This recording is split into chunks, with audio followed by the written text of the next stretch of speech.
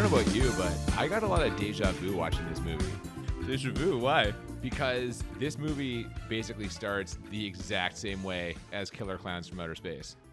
Oh, you're right. It does have a very similar people going out for a date at the point kind of feel to it, doesn't it? Weird love triangle with a police officer and an old lover and new lover. Spaceship or something crashing onto the Earth. Kids go investigate. It was like the exact same fucking movie. Shit. Yeah, no, that's fair. That's a very good connection. And I wonder if I'm going to hate this just as much as I did Killer Clowns. Oh, come on now. Oh, Killer Clowns disappointed me so much. I was thinking about it the other day. Okay. And I wish I had have rated it worse than I did, I feel, because I am so grumpy about how that didn't live up to my expectations. Well, don't let that affect your rating for this. Another similarity I noticed is that this plays into my theory that I broached with you during Killer Clowns, which is that there are no 80s pervs. There's just yeah. I don't agree with that theory. There are definitely pervs in the 80s. Disagree completely. Yeah, well, not every single person in the 80s was a perv. No, but every 80s movie that we've seen, college-age kids, teenagers, they're just out there just trying to get some. And that's true of our main characters in this too. Or are they the main characters? I don't even know. This movie's all over the place. You make it sound like this is a sort of, I don't know, like Animal House or American Pie kind of movie. You don't get those vibes in there a little bit? I mean, it could have went that direction. It's definitely not focused on that. No, it's not. Welcome to Bad Movies and Beer. I'm Cooper. I'm Nolan. And we are discussing Night of the Creeps, which is a 80s horror sci-fi kind of movie. Yeah, it's hard to define it as a genre because it definitely takes pieces of both. It's not particularly scary, so horror is kind of a challenge, but it kind of fits in there with some of the themes that we see. There were some jump scares. That's true. They did try to work in some jump scares. You're right. No, but you're right. It's not exactly, like at no point was I personally scared in the watching of this movie. Yeah, I was never scared, but that doesn't mean I didn't have fun. Well, there you go, and that's kind of the whole point. So we, as always, are going to talk about the movie. We'll talk about all the things we liked, all the things that were ridiculous. And, we're also going to enjoy some beer while we do it. And what are we drinking today?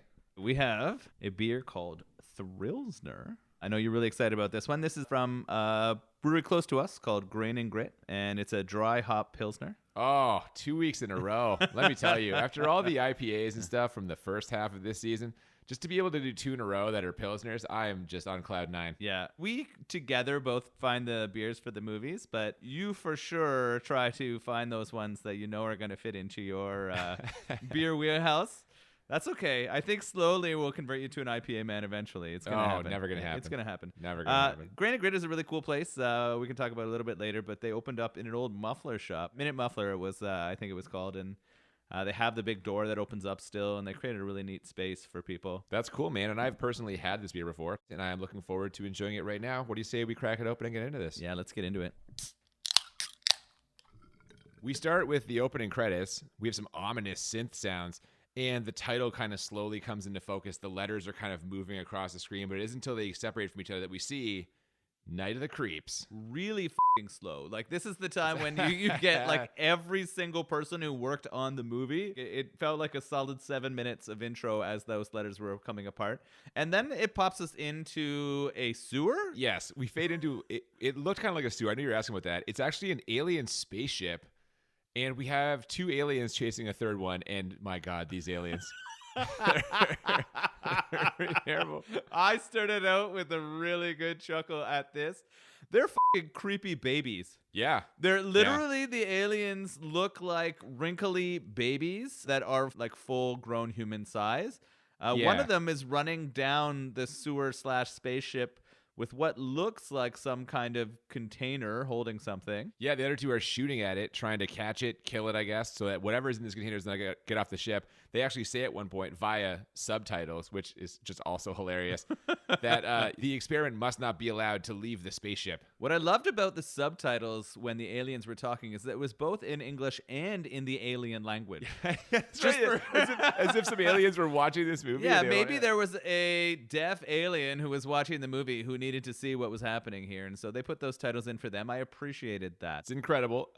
Luckily, or unluckily, I guess, for Earth, the alien who is carrying this experiment manages to launch it out of the spaceship, and we see it kind of spinning through space. Yeah. I had a lot of intrigue at this point. They had me stuck in here. I wanted to know why this one baby weird alien thing was trying to shoot it out of the spaceship away from the others. Were you also wondering why aliens were even in this movie? Because the first time I saw it, that's what I was wondering. The box has no indication. Like, it appears to be a zombie movie set in like a sorority house.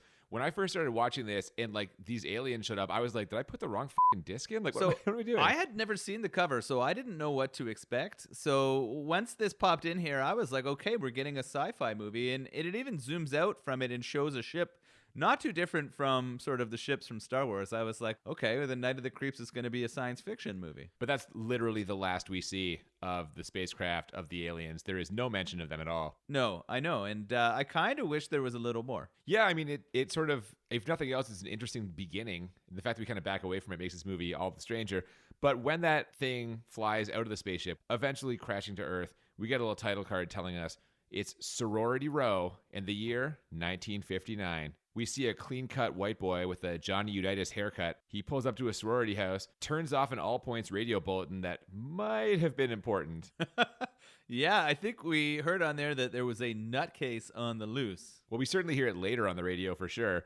In the meantime, he's there to pick up his date. He takes her to a place to park, and a police officer walks up to the car, tells them they need to go home, and that's when the girl turns and they kind of make eye contact, and we see there's a pre-existing relationship here. And this is what I wrote down, like, it's the Debbie Dave, Mike Tobacco, Killer Clowns thing, man, right? Yeah, like this it's guy coming back, and it does have similar motivations. The more that you sort of talk about it, the more we see this. They kind of dismiss him or ignore him, but we learn throughout the movie that the woman in the car and the police officer were high school sweethearts. Yes, they were. Before they can head home, a meteor or something shoots over the car and smashes into the earth. And just like in Killer Clowns, the kids go to investigate. Yeah, Johnny Unitas could not let that go. He needed to go Absolutely figure out what it is. The guy goes to investigate. When they get to the crash site, he tells the girl to stay in the car. Now, on the radio, she's listening to some music. The APB comes back on, mentions again there's a madman on the loose who's carrying around an axe. And sure enough, in very short order, we get the shot of someone walking up to the car, the kind of reverse shot from behind them. It's the maniac. While Johnny Unitas is whose name is actually Johnny in the movie. It's Johnny, which is hilarious.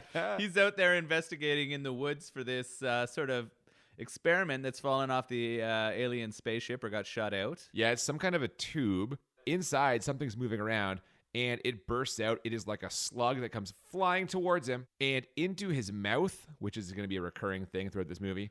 Yeah, I guess at this point I interpreted that he was now sort of under the control of the slugs, and that was what was going to happen. Yep, back at the car, the axe murderer just kills that girl, and from there we cut to Pledge Week, 1986. We've jumped 27 years into the future.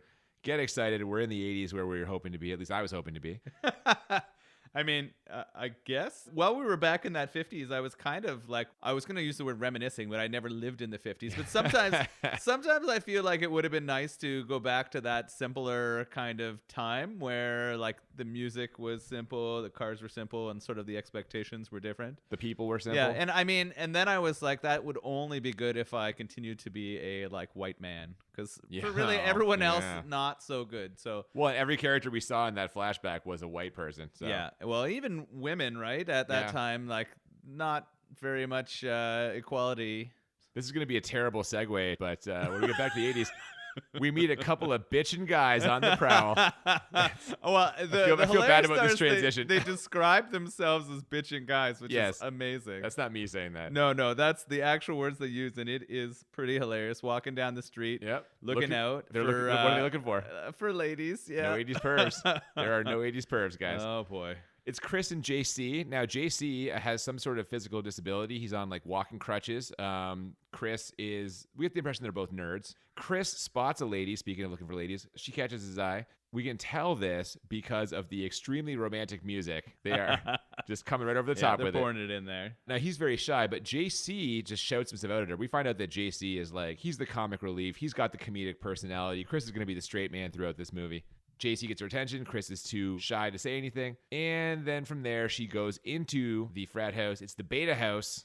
They got a bad reputation. Yeah. So growing up in Canada, we don't really have fraternities in the same way. So we never really experienced any of this sort of stuff. And they're sort of seemed like the stereotypical chauvinistic male kind of group of gentlemen. Yeah, and sure enough, when they follow her into the house to kind of pursue her, they see that she's with someone who is like just your stereotypical football player. And in fact, JC says, The guy's a bozo. He's the missing link. Chris, the man has one continuous eyebrow. and I was like, oh, it's an exaggeration, but they show up and he actually does have like just like one straight up unibrow. It is pretty funny. I actually like a lot of the dialogue that was written for JC. What? Really? For the JC character and the Chris character. Like, I had a good chuckle. I felt like it's something that we would have written at the same time in our life. So you're saying this is the kind of script that it's like a high school caliber script, essentially. That This we is would have made. being yeah, written by yeah. like 17 or 18-year-olds. Yeah, okay. That's how we would have I don't done know if that's praise or not to the screenwriter for this. JC heads over to the guy, tells him that there's a phone call for him. And then as soon as the guy walks off, he directs the girl's attention towards Chris. And at least in the course of this exchange, he finds out her name. Her name is Cindy. So Chris thinks he's in love, but in his mind, the only way to get a girl like that is to join a frat. Apparently, this had a lot of currency in universities in the 80s. I mean, it definitely does in movies. Oh, for sure. So he and JC want to pledge right then and there. And they meet the extremely Aryan leader of this fraternity. His name is Brad, a.k.a. the Bradster. And my God, if you asked a team of scientists to genetically engineer an 80s teen movie villain, this is your guy. Yeah, he's a straight asshole. They've written it as like direct as you can. What you would expect to be a self-centered, chauvinistic. Say it. He's a douchebag. He's a 80s huge douchebag. Yeah, he's there, and they do a decent job of making you hate him very quickly. Oh, very quickly. He says that if they want to get in, he's going to give them a test they have to pass.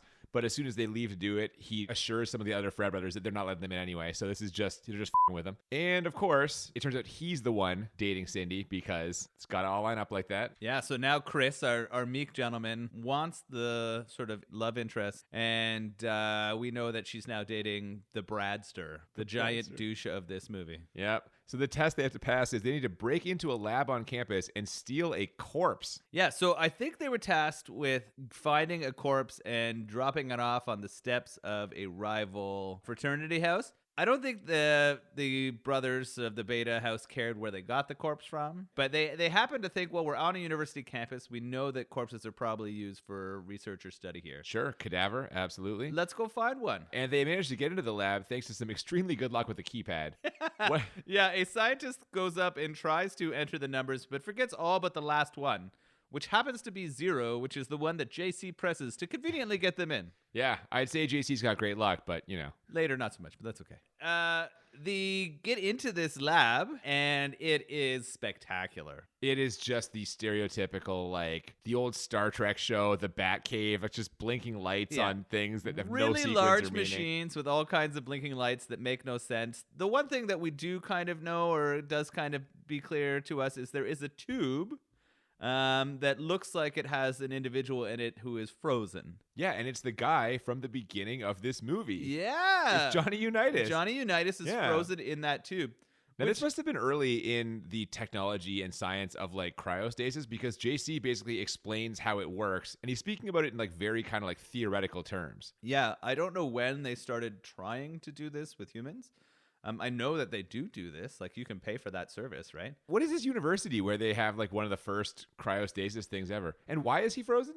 Why did they cryogenically? That is the most problematic part for me is I don't understand why they froze his body. Like, they don't ever explain in the movie his girlfriend or the girl he was on that date with who got axe murdered. Brutally murdered. They didn't do anything for her, right? They just buried her. Well, we find out later that there's pieces of her all over the place. So maybe you couldn't freeze her and bring her back to life. I just wonder why they froze Johnny Unitas. Like, I wonder also about him. Yeah. They didn't talk about that. They also didn't talk about whether anyone found that alien container. I guess not. Is the answer to that question? Like, I don't know, but yeah, they didn't do a very good job of searching that forest then after the. These things are inconsequential to getting this movie started. Perhaps the screenwriters, the 17, 18-year-old screenwriters that you're giving the credit to, did not feel the need to flesh these details They're like, out. whatever. They're just going to go over it. So they get him out of the tube, and once he thaws out a little bit, he moves suddenly, which causes Chris and JC to freak out, and they run away. The scientist who was trying to get into the lab comes back, finds the body just like laying on the ground, wearing some flesh-colored underwear because apparently they needed to freeze him so they wouldn't show his dong when they thawed him out. Yeah, I don't know. Maybe that's protecting his genitals, hoping they're going to work later. I don't know. Why did it need to be flesh-colored? I don't know. Come on, man. It's ridiculous. Isn't that what all underwear were like in the 50s? No, come on, tidy whities. We're like I would have to assume that's what everyone's wearing, like literally everyone. All right, I don't know. I'm sure. I can say with confidence, this is not going to be a Cooper was wrong about whatever. We're not getting a Cooper was wrong about the underwear of the 50s. Not about flesh colored underwear. I feel like we need to look some of this up. Maybe. The scientist is checking out the body. All of a sudden, a hand comes up and grabs his neck. Back at the dorm room, Chris is mad at JC, and JC is mad at Chris. JC tells Chris, I'm working hard to try and get him laid, him being Chris, of course, because JC thinks no one's going to sleep with him, but Chris is just too mopey. Yeah, that sad sack just won't sort of take that extra step of going through and talking to girls or doing what he needs to do to lock it down. And his friend JC's angry because JC doesn't feel like he has that same chance. And he's willing to do whatever to help his friend, even get in trouble with the law. Yeah, and Chris is just blowing it. From there, we cut to just like a bizarre dream sequence that you were very confused about. Yeah, at first. I paired it together afterwards, but the problem with the dream sequence was it sort of changes like places and almost times or intertwines times. So it starts out on a beach, and you've got an older gentleman in a tux. 80s horror legend Tom Atkins. Yeah, and he gets the and Tom Atkins at the start of this movie, which is kind of nice. All white suit. All white suit. He's got the mustache, the sunglasses on, and he's sitting there. I think he's smoking a cigarette on the beach, and all of a sudden, a woman starts to appear out of the water. And it's the girl from the beginning of this movie, the one who was brutally axe murdered. The one that he was in love with, right? His high school sweetheart. And I was having trouble connecting that until we transition to the next scene. Yeah, we all of a sudden, he stands up as if to go see her. And then when he stands up, he's in a police officer's uniform. And we're back in that footage from the beginning of the movie in the 1950s. He finds this axe murderer just hacking this girl up. The murderer turns around and it is a corpse. And as soon as the murderer turns around, you see the corpse. Tom Atkins bolts awake in his chair. This phone is ringing. He answers the phone and he uses his catchphrase, which is the reason why we're drinking this beer. Thrill me, he says when he answers the phone. Yeah, he throws that in there a few times throughout here. And it definitely makes sense that you chose this beer for that reason. Definitely. We find out that he is a detective now, and the phone call is about that lab break-in. So he arrives on the scene, but he's a little confused because there's supposed to be two bodies, and there's only one there. Yeah, he gets there. He's throwing out some very stereotypical cop kind of conversation and language. He's shitting on all the people underneath him for how poorly they handle the scene. Yeah. And he's sort of angry that there's only one body there. The grad student scientist is clearly dead. In between scathing sarcasm, he threatens one of the officers there that if he can't give him some answers, he's going to play Poo Patrol with his nightstick. Yeah, he threatened to rape him with his He's going to sodomize it with the nightstick. Yeah, that's... Perhaps a touch extreme. But how could that corpse go for a walk? Yeah, he literally just says... Corpses that have been dead for 27 years do not get up and go for a walk by themselves. And then we cut to exactly that happening. It's the frozen body just kind of walking down the street. And we also see the Bradster, whose license plate on his car literally says Bradster. Would you ever hope to have like a Cooper man? Coopster? A Coopster plate? No. I think you should try to get the Coopster plate. Oh my God. It's got to be owned by somebody. And if not, you just got to convince them to turn it in so that it can be. I don't even want to find out because if it is available, I'm probably going to get it. I hope you do. The Bradster. He's dropping off his date, of course, that's Cindy, at the sorority house because, in his words, him and the boys have got some serious pledge humiliation tomorrow. Also at the sorority house is a girl who needs to store some brains in the basement for some kind of science experiment. I wonder if that's going to come into play later. Yeah, it seemed out of context when she said it. It just seemed sort of useless, but we will find out later that helps move the plot along a little bit. Yeah, so we got a couple of teases here because there's one girl in the house who hears a sound at the door, and when she opens it up, we're assuming it's going to be a dead body. Nope, just a cat, so they kind of faked us out there. However, after some discreet nudity, there's another sound, and this time Cindy looks out the window and jump scare. It's the dead body. It pops up, it smiles, and then a bunch of slugs burst out of its head. Yeah. Is that the first kind of zombie look we've seen in this movie? Yeah, I mean, other than the corpse like grabbing the scientist, we don't really see its face though. This but even at that time, its face didn't seem zombie-ish, right? It was frozen before it had turned there. He definitely has that zombie appearance, and then all of a sudden his head explodes, and all those snail-like creatures, which we assume are the things that came from the alien spaceship squirm around. Yeah, man, and the sound they make. Yeah, it's kind of gross. It sounds very creepy. Yeah. So the detective gets there, and he sees the body. It's the one from the lab, obviously. The head is burst open, and for some reason, this causes the detective to start flashing back to his younger days.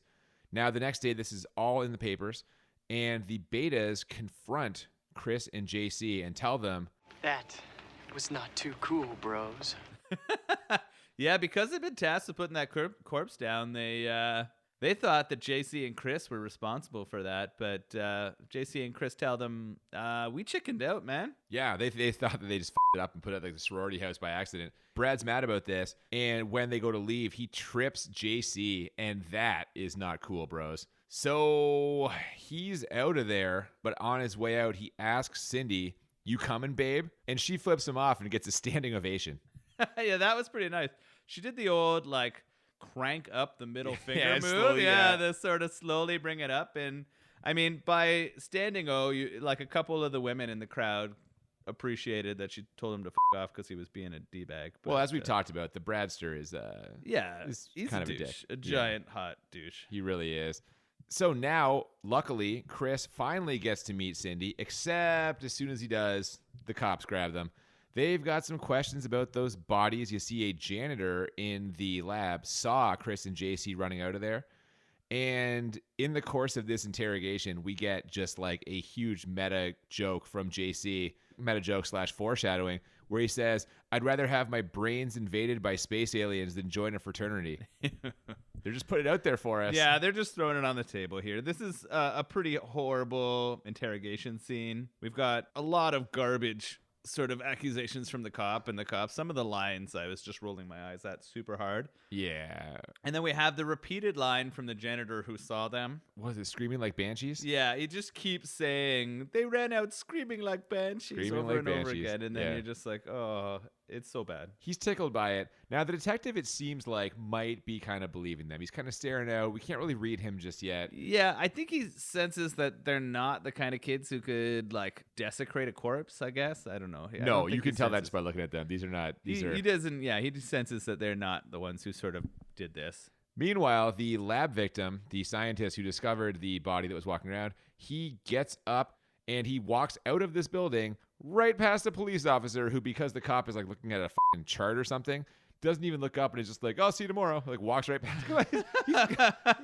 Yeah, he just gets up right out of the morgue, walks by an officer who just sees someone leaving and says, "See you tomorrow." And you're just like, really? Yeah, that part was a little unbelievable, especially because he's like, his neck has basically been slit. He's like, blood's pouring out of his neck. Well, yeah, he's in mid. It looks like he's in mid autopsy. It even had like scissors or a tool attached to him that was coming off. And actually, I thought that makeup was kind of cool. But Well, there you go. yeah, He returns to the lab where, unfortunately, the janitor, who is still chuckling about them, screaming like banshees, ends up getting murdered. The janitor's dead now. after he screams like a banshee. Oh, irony. They make him have a giant banshee scream There right you when go. he sees it come. So they really set that one up. We also see that a ton of these slugs are on the move. We see them constantly skittering around the ground, although they haven't really come into play too much just yet.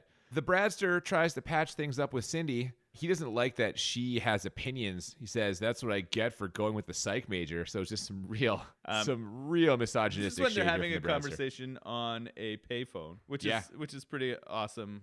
Most people who listen to this probably know what a payphone is, but some may not have ever even experienced that, which is hilarious. It seems like the only phone in the whole sorority was a payphone. And actually, I love this. Took me back to my childhood when Brad called the sorority house and one of the girls answered. And he had to ask for Cindy, and the girl had to yell, "Cindy, phone!" I was like, "Oh my god!"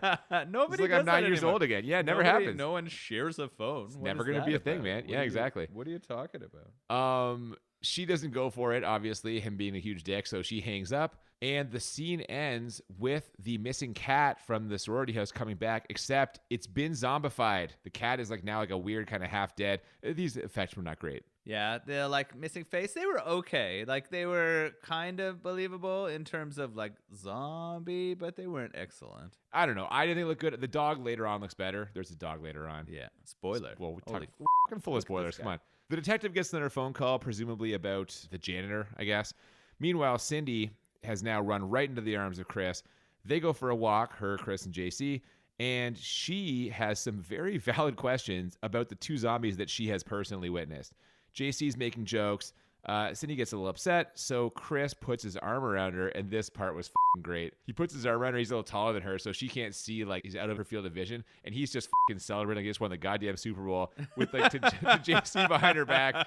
She's pouring her heart out. She's, like, emotionally distraught, and he's so excited he's got the arm around her. That's hilarious. That's hilarious and wildly accurate. He's, like, fist pumping while she's in her sort of traumatic state because he's holding her and comforting her. Yeah, JC now, sensing that maybe Chris is on the verge of a little something romantic here, excuses himself and goes to a washroom in one of the school buildings. Unfortunately for JC, that zombie janitor, the janitor's a zombie now because of the slugs, he is stalking the halls and chooses that bathroom. Yeah, this is where shit gets real bad for JC. He's sitting there just finishing up his business when he hears the disgusting sound of slugs coming out of the head of someone. That really graphic, like, slurping sound. Yeah, he opens the stall door and sees it's the janitor. Now, I was thinking about this.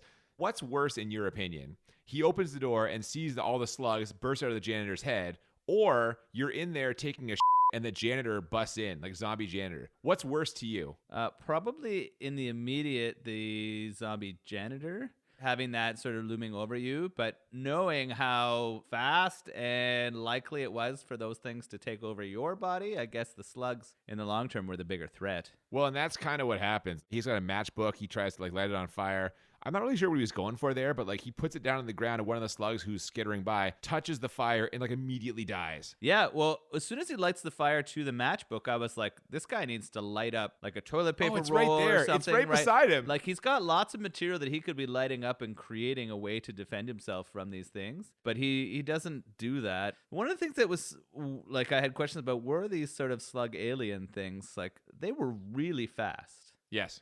Like, I was like, whoa, they would shoot from, like, the mouth or head of one person who was affected into another's mouth in, like, an instant. Yeah, then they lay eggs and they incubate, and then, a skull bursts open, like 12 more or 13 more come out. You're wondering the same thing I was wondering, which is, why does it take them multiple days to take over the sound? Yeah, like, this should have happened a lot faster. Oh my God, so much faster. What was the rate that they were transmitting to different people? They lived through the cryogenic freezing as well.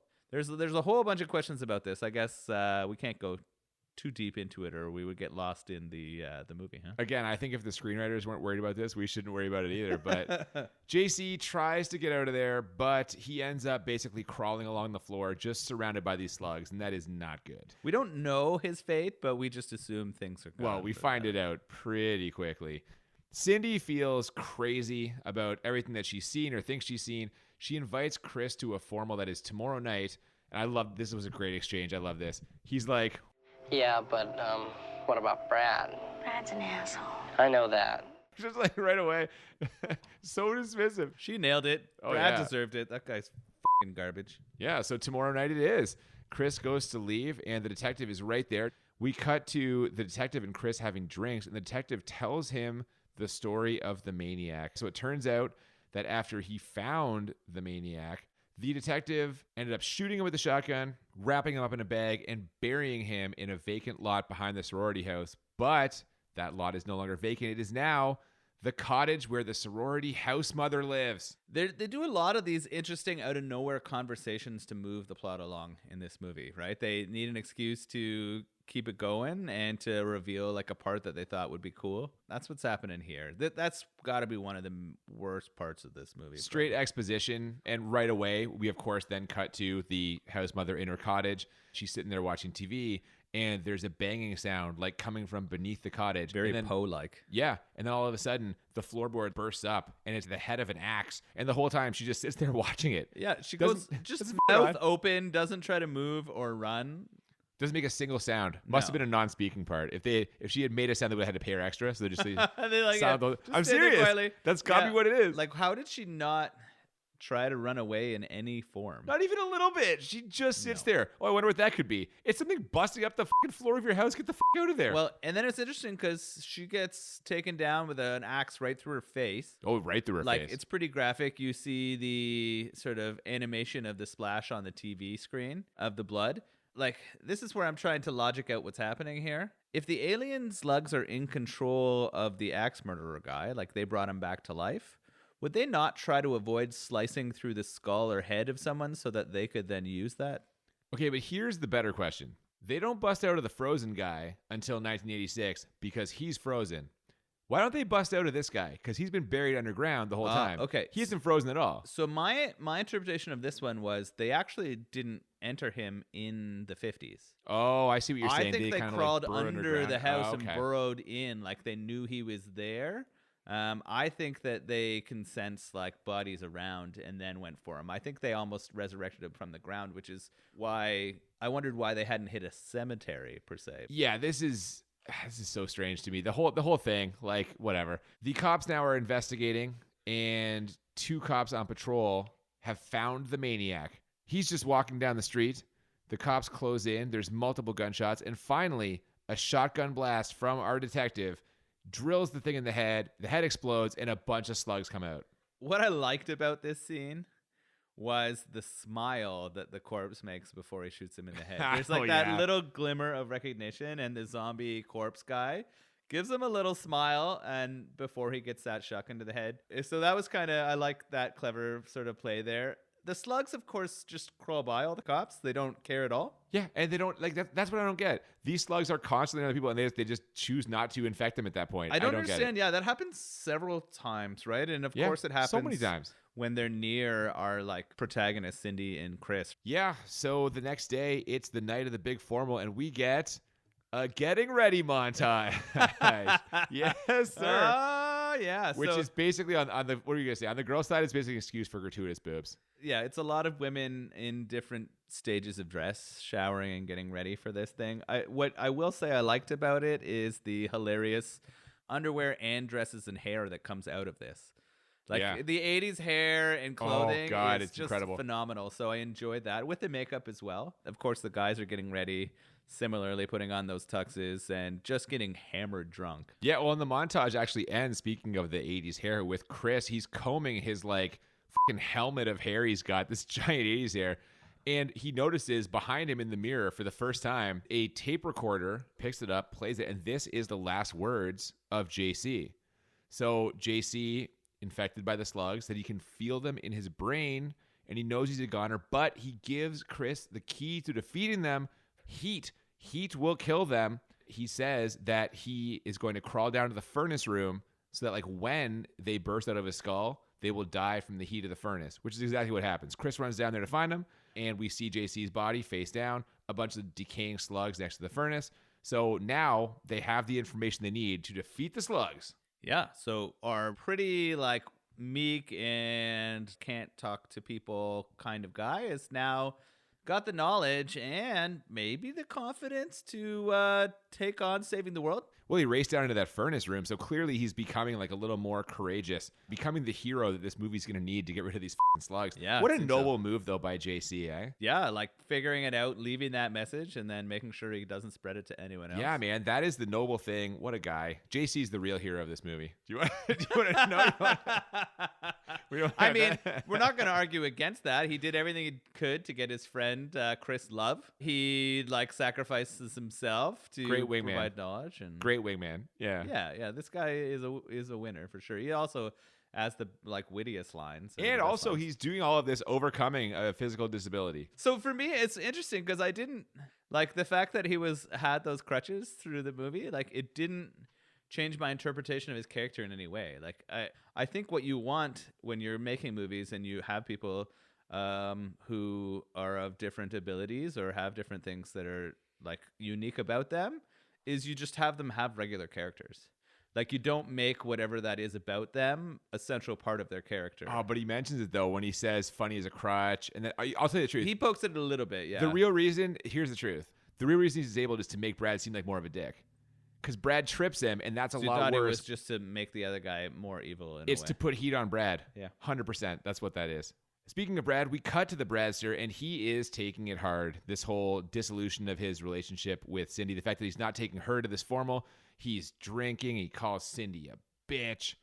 And then he sees one of these slugs, and when he bends down to look at it, I don't know about you, I was expecting slug jumps out of the bushes. They faked us out again. They were setting that up, but instead of that slug jumping out of the bush and getting him, a dog comes up. Yeah, and the best part about this is the shot of the dog, like, walking up to him it's a real dog, looks totally normal.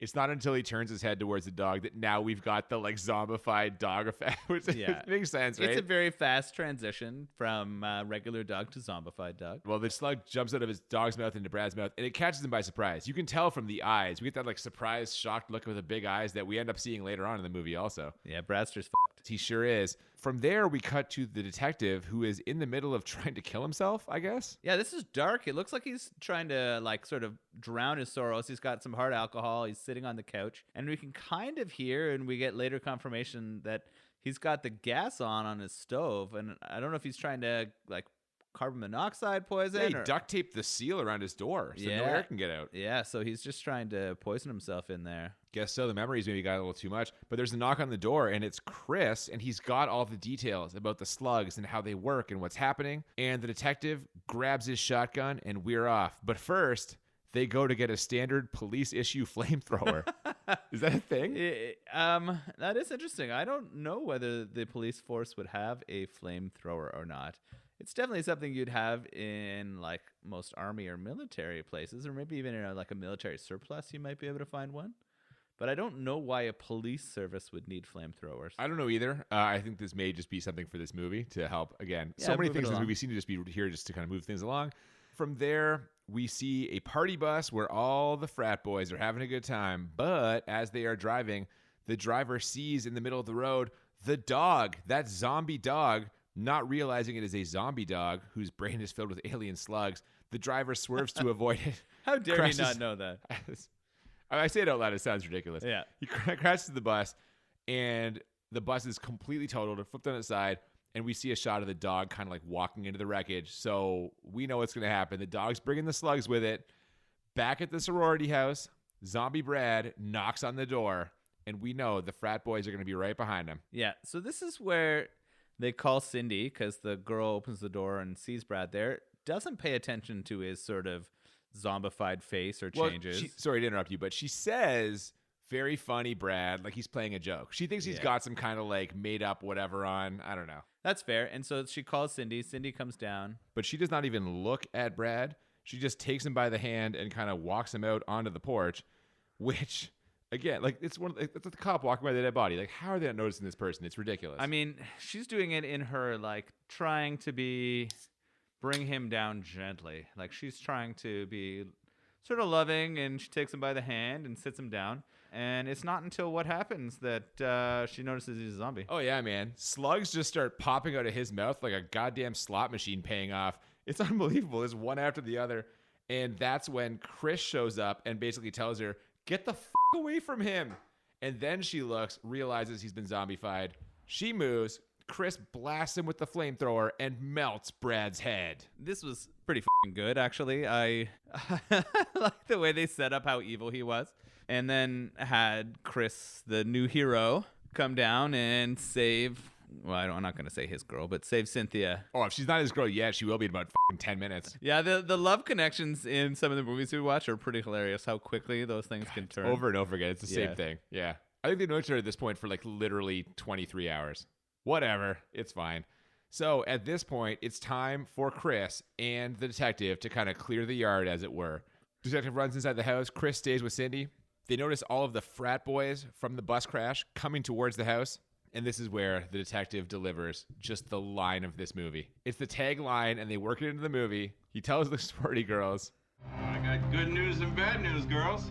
The good news is your dates are here. What's the bad news? They're dead.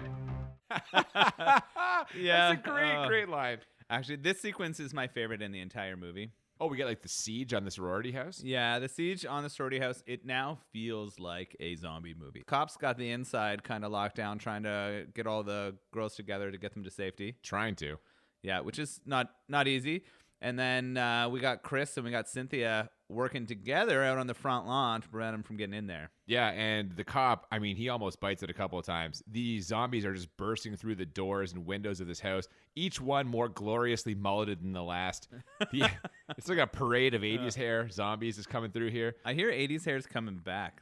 I believe it. Yeah. The detective is about to die, but he sees a picture of his high school sweetheart in like the sorority roster photo, and that gives him the strength to not only get his gun, but get back on his feet and do like a spinning series of headshots where he's just popping off zombies one at a time. Good camera work here. I don't know if they had it on something that could spin, but they really used the camera effectively to make it look like he was spinning around shooting all those zombies. Oh, God, talk about a hero moment. It looks incredible. Meanwhile, Chris and Cindy are surrounded. The gun won't fire for some reason. They duck into a shed, and Chris ends up killing one of the zombies with a lawnmower. And just literally, as if, God damn, this 80s movie, he just tells him as he's about to kill him this big action hero line. Later, dude. I wrote it down too. That was pretty bad, but good in the same way. He just yells at, like, the zombies kind of got Cindy or Cynthia in a bad place, and he yells at her to get out of the way. And she manages it so that he can run it over with the lawnmower. The two of them working together pretty well to take down these zombies. Luckily, they're not getting attacked by the alien slugs, really. No, those slugs are pouring into the basement of the sorority house. Chris asks Cindy, what's in there? It's the brains. They're going to the brains for some reason. Oh, yeah. Well, we know that they go into human heads to lay eggs. Yeah. And so if we already have a place where there's a whole bunch of human brains, it makes sense for them to go there to start their sort of colony or whatever. Yeah, it's a breeding ground pretty much. So Chris and Cindy decide they're going to go deal with that brain sitch, right? They do, and on their way down to the basement, we see there is lots of flammable materials, which should be great news because you're going to have to incinerate whatever's happening down there. Also down in the basement, the detective who has duct taped his mouth closed so slugs can't get in, which is a smart move. Genius. Yeah, I was like, I don't know why others hadn't sort of come up with this idea yet, but that made sense. Yeah, he's also got a big can of gasoline, and he tells them to get the out of the basement. Not literally, but like he essentially tells them that. I'm pretty sure he said that. Did he actually? Oh, maybe. Yeah, he might have actually said that. Yeah, he was telling them to leave. And he starts a countdown. Yeah, well, we also see, before that happens, a huge swarm of these slugs. It is a pile in the corner of the basement, presumably the corner that's full of brains, and it's just this, like, kind of claymation, like, crawling on each other. The claymation is hilarious. There was a little bit of it before this in the movie, but not a ton. But it is clearly a pile of clay that they're making move. And then they even go to another claymation shot later. Before they run out of the basement, there's this kind of knowing glance between Chris and the detective. A little nod, maybe a smile. Yeah. And as the detective's counting down, Chris and Cindy running out, Chris is counting down as well. They get out of the house safely, and right as the countdown gets to 0, Chris, appropriating the detective's catchphrase, says, Detective, thrill me. Boom! Yeah, and then we get that huge house fire. That was a kind of a moment. I think Detective was, because he wasn't able to fulfill his dreams with his sweetheart, was taking some solace in that he was making that happen for Chris and Cindy, right? Exactly. And that's why he's the real hero of this movie. So we had JT, we have Chris, we have our detective. Yeah. Which it's a real hero fest. Yeah, there's a lot of heroes. What about Cindy? I mean, she did give Brad the middle finger, and she got the standing ovation. So yeah, in that way, she took on this sweet, like, sensitive guy who couldn't even speak for himself and turned him into a hero. Oh, you're giving Cindy the credit for that. Okay, fair enough. Yeah. I don't agree with that at all. I loved how right before the explosion happens, we get that shot of like 15 slugs just leaping towards the detective right as he hits the cigarette lighter, which ignites the gas and everything, blows everything up. That was really cool. And at this point, that's basically it. Like, there's a crowd now outside because of the explosion, because of the gunshots, because of the fire.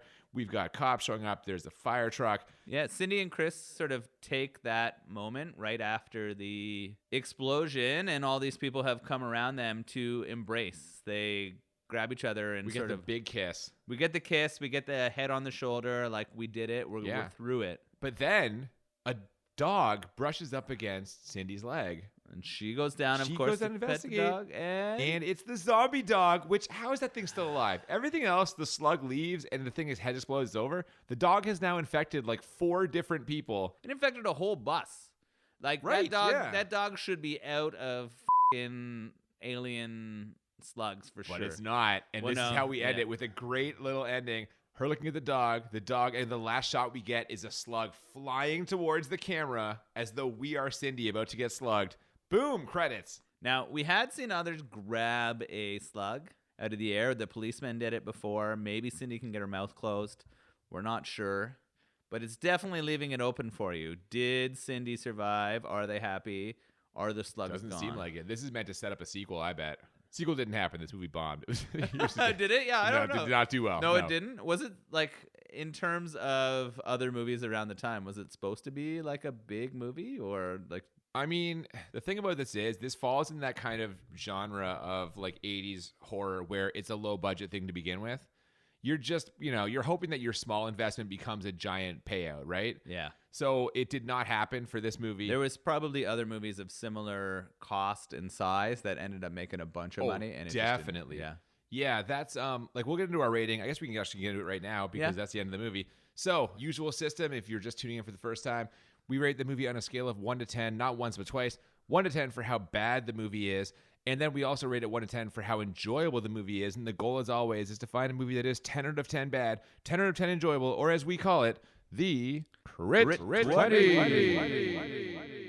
And so what I'm thinking about this movie, like, it's one thing if you want to sacrifice plot and stuff like for action, but not a lot happens in this in terms of kind of like action, scary set pieces until the end. Yeah, I even described it as almost like a character study at a point, right? 'Cause they were spending so Yeah. much time with the people and weren't moving along what was happening with the aliens or the zombies or whatever you want to describe it. Yeah, so for that reason, my rating for how bad this movie is, I have it as a 9.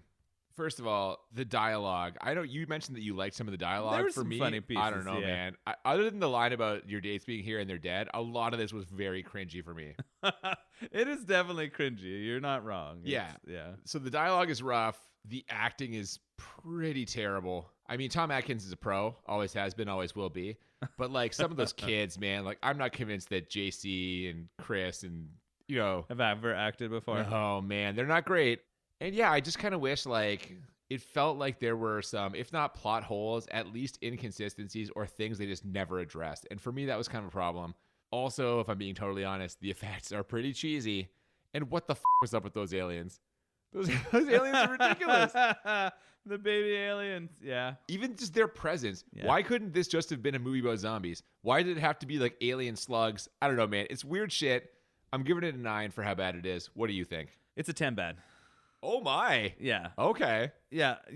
I don't even think I need to like build upon more than what you said. It starts with baby aliens, right? Yeah. It shoots shits down, goes to a black and white 50s scene Yep. with an axe murdering, right? And a slug catching into an unexplained freezing of the guy who has slugs, who then infects pervs from the 80s. No, there are no 80s pervs. No, that's incorrect. There are no 80s pervs. And then we have like all kinds of exposition that leads you to other parts that's like completely unnecessary. I don't even think I need to explain anymore. It is a 10 bad Fair enough. movie. So what you are saying is that we have a chance today of getting our second ever Crit 20. Love that thing. It's in play. Yes. Okay, well, do you want to tell me how enjoyable it is, or should we build suspense? Should I go first and you can come in at the end? All right. How about you go first? Oh, really? Okay. Yeah, let's well, just I'm gonna, let it- yeah, well, suspense. let's build the We're mixing suspense it here. up. Yeah. All right. So for how enjoyable this is, I have it as an 8. I do enjoy this movie. Here's the thing. I don't mind, like, cheesy 80s dialogue is right in my wheelhouse. So I'm saying... Were you complaining about it in your good bad? No, I'm just saying, like, it is bad in the sense that, like, so many people don't enjoy that. Yes. Like, if you're not predisposed that way, you're going to be like, oh my God, there's a lot of eye rollers, a lot of groaners. Yeah, definitely. I enjoy it. I don't mind cheesy effects. They add to my enjoyment. I'll laugh at a cheesy effect. I'll laugh at that. It's cool. My main problem with it is there's long stretches where kind of nothing's going on. And like the scene at the end, if the whole movie was like the scene at the end, I'd be giving it a 10 out of 10 absolutely, because that scene is great. The whole sequence, the siege in the sorority house, very enjoyable. Yeah, the problem was the build, right? That's what it was. There's Yeah. a lot of, and you even mentioned at one point while we were watching it, you're like, I feel like nothing's happened in this movie. And I'm like, the movie's almost over. Like, we were over an hour at that point. This thing is like 88 minutes long. Just sneaks in there. Just got in there. How much did Yeah. you see any padding? Was there padding in this bad boy? I mean, Everything that the had to first do with thing the that popped into my head is kind of, yeah. Yeah. The first thing that popped into my head was the scene where they're drinking. The detective's telling him the whole story about his high school sweetheart. But I'm like, that does provide at least some exposition. Or if you didn't catch because of the dream sequence that he was the cop in the first thing, I don't know. Bottom line is, I enjoyed it. I wish the pacing was a little different. I wish there had been kind of some more of those action set pieces. I wish it had been a little bit more scary. But overall, it's an 80s horror movie. You know, it's full of 80s stuff. And I'm always going to enjoy that. It's an 8 for me. So, moment of truth. What do you have it as? It's not happening. Oh, I'm backing away from the echo button. Okay. I'm sorry. I saw you were ready for it, but it's not getting a 10 for enjoyable for me. All right. How enjoyable? I think I'm going with a 7. Okay. It's what feels right. I, like you, enjoy some bad 80s puns. Absolutely. It did feel like something that I would have been involved in writing as a younger man. You said it a couple times. Yeah, this is something where I could see some of the humor in it. I really was confused by the mix of sci-fi and horror. Maybe they're trying to look for another way to sort of start the zombie side of it, but you're right. The last 20 minutes of the movie are by far the best. Definitely. Right? Like, if it was more of that, even if it was half and half. Like, this feels like a really bad Evil Dead. That's not necessarily a zombie movie, but in terms of like the way that they balance out the action and the things that are happening in it and the story you're connecting with people, I definitely prefer that more movement and action focused kind of sort of centered movie like that. So I'm going to say for me, it's a 7 enjoyable. I mean, overall, a couple of nice scores there, though. Yeah, 17 not bad or scores. 17. Yeah. Not bad. If you're a fan of 80s cheese, Night of the Creeps, it's yeah, definitely watch it. It's schlocky and enjoyable. Speaking of enjoyable, how about the beer? The Thrillsner from Grain and Grit. I love it. I've had it before. It's delicious. It's a pretty standard Pilsner, but that's exactly like what I'm looking for. It's just like, clean, crisp, very drinkable, not too hoppy, even though it is a dry hop Pilsner. Yeah, I'm glad they dry hop it just to add a little bit more flavor. I find that most Pilsners are kind of malt heavy for me. And that's my stance. I know, and you love it. That's where our difference is. You love the malt heavy. I'm more of a hop bomb in my mouth kind of fella. So Okay. I like the Thrillsner. It's a beer that it was refreshing, and I definitely enjoy drinking it. So if you like Pilsners or want to try some beer from Grain and Grit, Thrillsner is definitely a good one. Yeah, and again, that's Hamilton, Ontario, Canada. You're going to have a delicious double dry hopped IPA next week when we watch one of the just historic bombs of the 21st century. We're watching Catwoman next week. Halle Berry? That's correct. Oscar winner Halle Berry. I have never seen it, so this will be fun. Until then, if you have not already, you can follow us on social media, Twitter and Instagram at the BMB Podcast. If you'd like to send us any recommendations, we have an email at thebmbpodcast@gmail.com. So that's either beer or movie suggestions. And as always, you can slide into our DMs if you don't want to send us an email. If you want to call us on a payphone, our phone number. There you go. 80s style. Yeah. That'll be good. Yeah. So that's it for this week. We will see you next week for Catwoman. Until then, I'm Cooper. And I'm Nolan. See you next time on Bad Movies and Beer. Keep it creepy. That's such a layup. That's so easy. The good news is your dates are here. The bad news is they're dead.